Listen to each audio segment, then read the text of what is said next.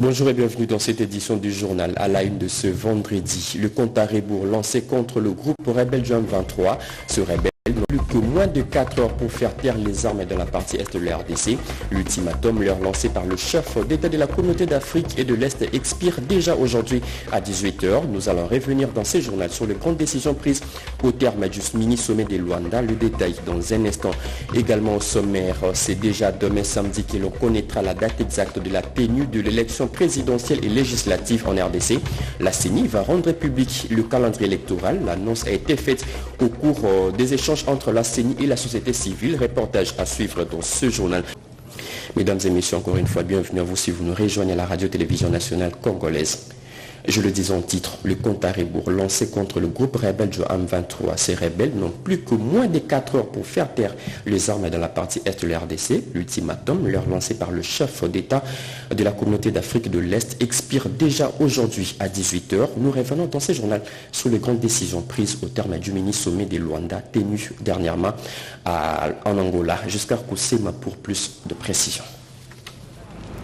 En invitant à Luanda tous les chefs d'État concernés et engagés dans les processus de Nairobi et celui de Luanda, le président Joao Lourenço avait pour objectif d'obtenir des engagements fermes pour une cessation des hostilités et envisager un canevas pour la suite des deux processus. Au terme des 6 heures de discussion à huis clos, le président Joao Lourenço, initiateur du mini-sommet de Luanda, Évariste Ndayishimiye, président du Burundi et président en exercice de la communauté de l'Afrique de l'Est, le président Félix-Antoine Tshisekedi Tshilombo de la République démocratique du Congo, M. Vincent Biruta, ministre des Relations extérieures du Rwanda, représentant son président absent, et Uhuru Kenyatta, ancien président du Kenya et facilitateur désigné de l'EAC, ont signé un communiqué final contenant 15 grandes décisions, dont la principale est la cessation des hostilités par le M23. O principal objetivo da mini-cimeira de Luanda. L'objectif principal du mini-sommet de Luanda était d'établir le calendrier de mise en œuvre des actions prioritaires en vue, d'une part, de la cessation des hostilités et du retrait immédiat du M23 des localités congolaises occupées et d'autre part, de la coordination des processus de Luanda et de Nairobi. A mini-cimeira decidiu o seguinte: a cessação das hostilidades em geral, cessation des hostilités en général et en particulier des attaques du M23 contre les FARDC et la MONUSCO à compter des vendredis 25 novembre 2022 à 18h. B. Respect absolu du prescrit des communiqués des conclaves des chefs d'État de la communauté de l'Afrique de l'Est, des Nairobi du 21 avril et du 20 juin 2022 pour le processus de paix de Nairobi, de la feuille de route de Luanda du 7 juillet 2022 pour le processus de Luanda et des conclusions de la réunion extraordinaire des chefs d'état-major généraux des forces armées de l'EAC, Bujumbura, le 8 novembre 2022. C. Poursuite du déploiement intégral de la force régionale de l'EAC. D. Intervention de la force régionale contre les M23, conformément au prescrit du processus de Nairobi et au rapport de la réunion des chefs d'état-major de la communauté de l'Afrique de l'Est qui s'est tenue à Bujumbura le 8 novembre 2022 en cas de refus du M23 de cesser les hostilités et de se retirer des territoires occupés. De cessar as hostilidades e retirar-se dos territórios ocupados. Le mini-sommet de Luanda a également demandé au M23 de se retirer des zones occupées et son repli dans ses positions initiales, conformément aux conclusions de la réunion des chefs d'état-major généraux de l'EAC du 8 novembre au Burundi. Enfin, les chefs d'État ont convenu de se retrouver prochainement à Bujumbura pour l'évaluation de l'application de recommandations et résolutions du mini-sommet de Luanda. Le réaction à Kinshasa au lendemain de la signature de cet accord de cessez-le-feu dans l'Est de la RDC n'ont pas tardé. Certains qui nous ont rencontrés par nos reporters ont tous à l'unanimité salué cette décision du mini-sommet de Luanda. On les écoute au micro de Djodjon Dibou, Diane Balaka et Bijou Kamara. Je pourrais d'abord saluer cette avancée. À ce stade, parvenir à exiger ces terroristes rwandais, soutenus par plusieurs puissances bien sûr, de quitter le sol congolais n'est qu'un pas à encourager. Mais je crois qu'il nous faudra encore aller plus loin parce qu'il faut que cette guerre finisse d'où elle est venue. Les Congolais unanimement aujourd'hui sont d'accord que qui que ce soit qui se trouve derrière cette agression, il devra retrouver les Congolais sur son chemin. Le M23 doit cesser ses attaques. Ces groupes rebelles doivent se retirer sans aucune condition des localités congolaises. Le Rwanda doit cesser tout soutien M23. Ce sont là les 3 points parmi tant d'autres contenus dans l'accord de cessez-le-feu signé dernièrement à Luanda. Lors de leurs échanges avec la presse, le vice-premier ministre, ministre des Affaires étrangères et le porte-parole du gouvernement sont revenus en détail sur les contenus de cet accord. Gaïta Magal. Face au patron de médias venu dans ces briefings presse sur les résolutions du mini-sommet de Luanda, le vice-premier ministre des Affaires étrangères aux côtés du porte-parole du gouvernement a dressé le tableau de cette réunion cruciale qui a débouché sur un consensus. 1. Que le M23 cesse ses attaques contre les positions des FARDC et de la MONUSCO. 2. Qu'il se retire des localités occupées. 3. Que le Rwanda cesse tout soutien dans le 23. 4. Que les Congolais qui ont été déplacés de force de leur domicile reviennent à ces domiciles. Christophe Lutundu l'a par ailleurs rappelé la particularité de cette réunion décisive.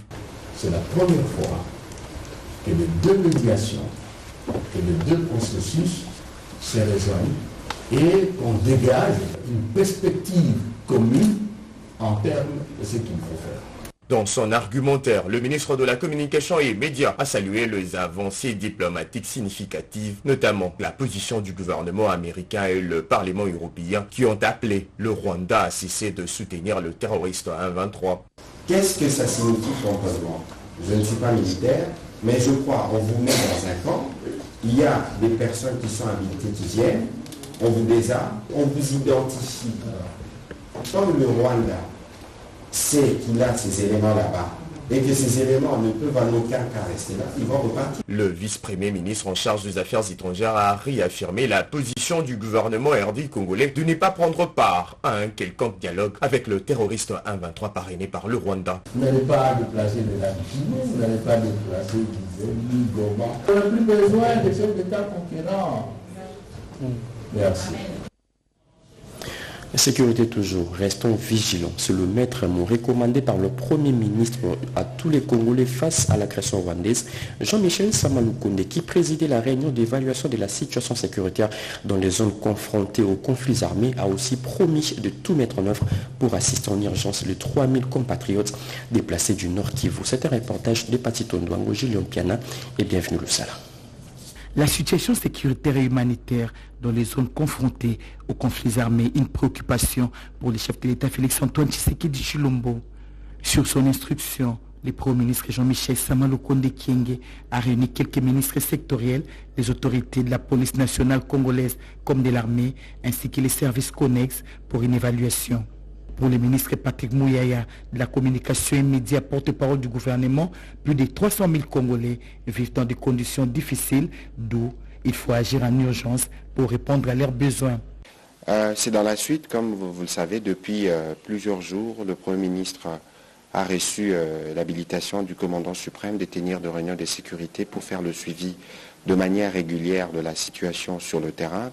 Vous savez que nous avons des urgences humanitaires importantes sur lesquelles nous devons travailler parce que nous avons plus de 300 compatriotes qui sont dans des conditions extrêmement difficiles. Il s'est agi donc d'aborder ces questions humanitaires. La réunion sécuritaire a également suivi les rapports du vice-premier ministre et ministre des Affaires étrangères, Christophe Lutundula, qui a pris part au mini-sommet de Luanda sur les cessez-le-feu exigés au M23.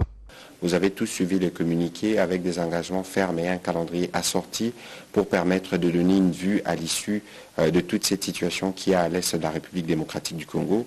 Et bien évidemment, les chefs de l'armée et de la police ont pu faire le point de la situation sur terrain. On n'a pas seulement parlé de la situation à l'est, mais on a aussi survolé la question de Kwamou parce qu'il est important que nous puissions avoir un regard sur toutes ces situations. Le maître mot qui a été recommandé ce soir par le Premier ministre, au-delà de tout ce qui a été dit, des engagements qui ont été couchés dans les communiqués sortis d'hier, c'est que nous devons rester vigilants. Il y a des délais qui ont été donnés. Nous allons attendre, voir ce que ça va donner, mais nous allons surtout continuer à travailler pour apporter un appui humanitaire à nos compatriotes qui en ont besoin. La vigilance reste les maîtres mots recommandés par les chefs du gouvernement face aux engagements pris à la rencontre de Luanda en Angola. À quand la tenue des élections présidentielles et législatives en RDC, le suspense sera levé déjà demain. Samedi, la CENI va rendre public le calendrier électoral. L'annonce a été faite au cours d'un échange entre la CENI et la société civile. C'est un reportage de Geresto Funge et Teti Samba. Accompagné de quelques membres de son équipe, le président de la Commission électorale nationale indépendante, Denis Kadima Kazadi, a confirmé à la société civile ce jeudi 24 novembre le début dans quelques semaines de l'opération d'actualisation du fichier électoral. C'était au cours d'un cadre de concertation CENI-société civile au Palais du Peuple. Une occasion pour Denis Kadima Kazadi d'inviter la société civile à mobiliser la population car son institution compte enrôler près de 50 millions de Congolais. Le numéro 1 de la centrale électorale a en outre explicité l'objectif à atteindre après cette importante opération. La durée de l'opération d'identification et d'enrôlement des électeurs est de 30 jours par aire opérationnelle. Il est important donc que vous puissiez mobiliser vos membres et vos activistes, mais aussi la population tout entière à s'y hâter et ne pas attendre les derniers jours. Notre objectif est de générer un fichier électoral fiable, inclusif, exhaustif, sécurisé et flexible qui devrait constituer une base solide, utilisable pour les opérations programmées d'identification nationale et de recensement de la population.